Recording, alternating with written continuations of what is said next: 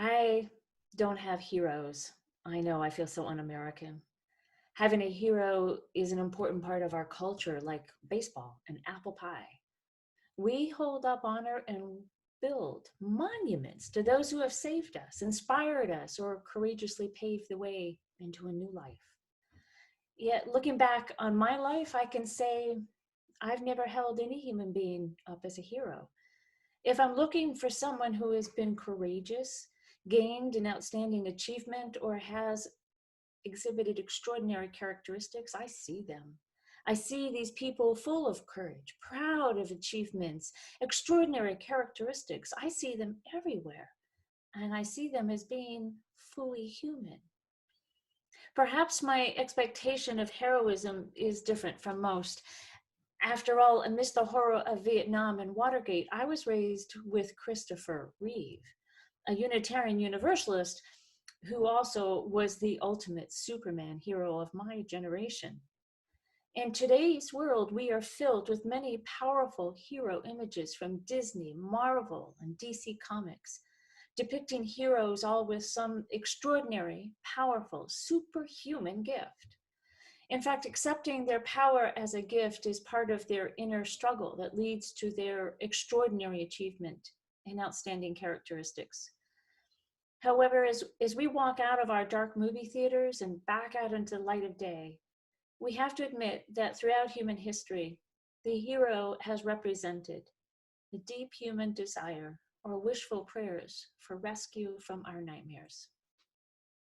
Despite Christopher Reeve's chiseled, handsome image, I was much more enchanted by the human form of a hero, Luke Skywalker, in the first Star Wars movie, with whom I instantly had a teenage crush. But he did not meet my expectation of a hero. Luke was a human being, achieving extraordinary feats against great evil. And then there was also the charming Captain Kirk as a childhood hero who was very human and surrounded by his intergalactic, interracial crew. And I note that neither Luke nor Captain Kirk ever really worked alone. For me, the ideal of hero is best left with the great stories and myths of our imaginations. Because the moment we shift from the ideal of acting above and beyond, of extraordinary behavior, of winning against great odds, we shift to seeing the hero as not quite fully human, and they become extraterrestrial, distant, unattainable, and separate. I can no longer connect with the hero, and they no longer inspire me because they're in the land of myth. When a hero emerges from our own culture, as most do, as soon as the hero is held up as an epic event, in sad irony, the hero is no longer part of the community of humans from which they came. The hero is no other, someone better than and separate from the common and mere mortal bodies within the beloved collective.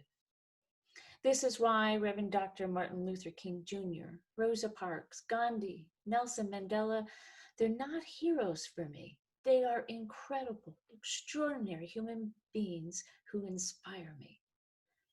In our current headlines, we are being offered the image of heroes as medical workers, food handlers and processors, cleaners, delivery drivers, warehouse workers, childcare providers, and so many others who are too often not seen and therefore not named. Our culture, so yearning for heroes who can save us in a time of great despair as our world unravels, has offered them parades, food, signs held from cars and buildings, applause, and a great cacophony of noisy banging, and even flyovers of great military jets across our skies. I am in no way denigrating the flyovers or the US military. The flyovers are part of their training. What we want is to say thank you to those on the pandemic front lines. We want to say, I see you, and I know you're making my life livable. We want to acknowledge they are risking their lives against a great evil foe as we retreat into the safety of our homes. Yet by calling essential workers heroes today, we ignore yesterday when many of them were invisible service workers. Service workers in our capitalist economy means expendable when the market moves on. Calling service workers heroes today ignores that yesterday and likely tomorrow, when our short attention span has waned, they do not have fair wages, affordable housing, or healthcare benefits. Yesterday, today, or tomorrow, our invisible service workers do not have paid sick leave, family leave, or job security. Calling them heroes today ignores the reality that yesterday, today, and tomorrow, most of them are still Black and brown skinned, undocumented and documented, who have always been forced to live on the margins of safety and security. Calling our healthcare workers, providers, heroes today ignores yesterday when our doctors, nurses, technicians, chaplains, cleaners, and administrators have been trapped in a horrendous nightmare of a for-profit healthcare system that they know is failing the very people they are trying to save. To lift our spirit and alleviate our guilt of the injustice of our comfort, we offer our healthcare workers public affirmation when what they need is personal protection gear from our germs. The reality is, as we're looking up at the flyover, we're kicking our essential workers in the gut. I have two beloved family members serving as essential workers right now. My nephew works at Whole Foods, and my granddaughter is delivering groceries. I have two good friends working in hospitals. One is a chaplain trying to ease broken spirits. The other is an ER doctor trying to save broken bodies. They did not ask for applause or songs or cards or a flyover. They are asking for fair wages, affordable health care, affordable housing, health care, and for God's sake, protective gear. I am certain my personal anxiety is higher because of my worry over their well-being. It is much more real when we have beloved family and friends who are facing risks while also not getting the care they so desperately need to stay healthy and alive. And this is the point for me. This is very real when we know the hero. When the hero is known, we can relate to them, and that is when we care. With that fundamental human act, we can admire, feel inspired, and connect human to human, not human to ideal or fantasy. If we lose the human to human connection, we tend to let go, to forget, to dismiss, or worse, ignore, as if they were never there, never seen. I see these wonderful, extraordinary, and beloved human beings doing what we are called to do each and every single day. They are called into the act of salvation. We are all called to save each other from our own brokenness and despair, from small acts of kindness to extraordinary acts of risk to one's personal safety. We are called to engage in the holy act of salvation. This is my view of salvation theology. For I believe salvation comes from the efforts of imagining, creating, and acting upon our best ideal of who we are meant to be. All heroes, no matter how you define them, have one thing in common. They choose to act. They choose to act. As Unitarian Universalists, we have principles guiding our actions, our lives, and grounding us in daily decisions that call us into taking action. They call us to see each other as having inherent worth and dignity, and that we are bound together in an interconnected web of existence. These two of our 7 principles ask that we push our perceived limits, our biases, and our fears, and step into the courageous human we are meant to be. We are pulled to strive, achieve something outstanding, and use our extraordinary characteristics to help one another. We are called to be a hero, if you will, to someone else.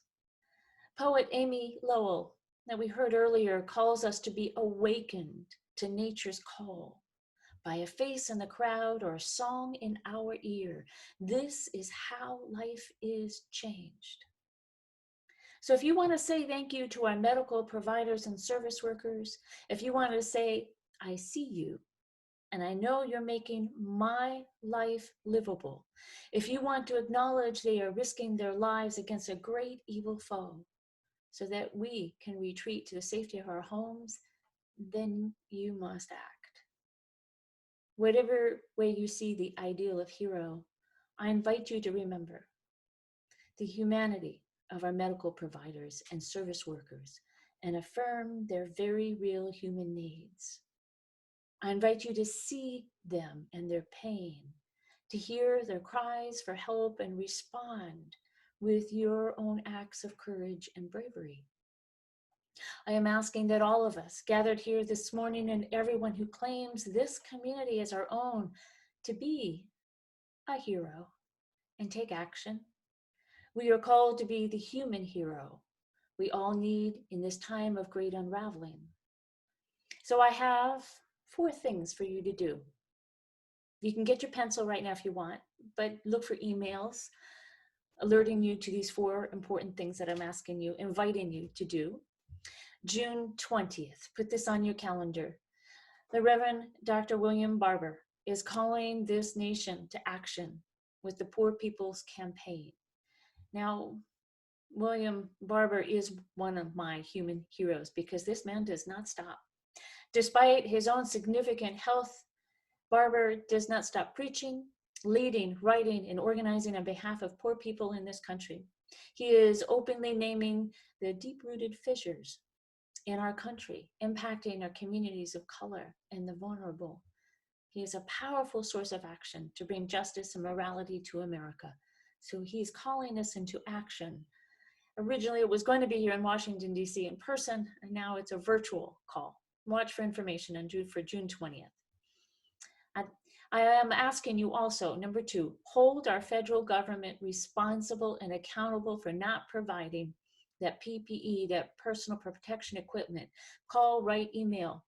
Don't let Congress and the White House off the hook. Let them know. And with Mary Payton's help, on a more local level, I invite you to support Governor Northam's executive order for a just rent moratorium in Virginia to help avoid an explosion in evictions. For support letter to the county asking it to show how it is addressing inequities highlighted by the pandemic. That is, more resources for PPE, healthcare, food, rent relief in low-income areas with a high virus. And well, just one more, vote in November. Vote in November. If you really want to thank our fellow human heroes, be their human hero. This is the religious path of salvation for all of us.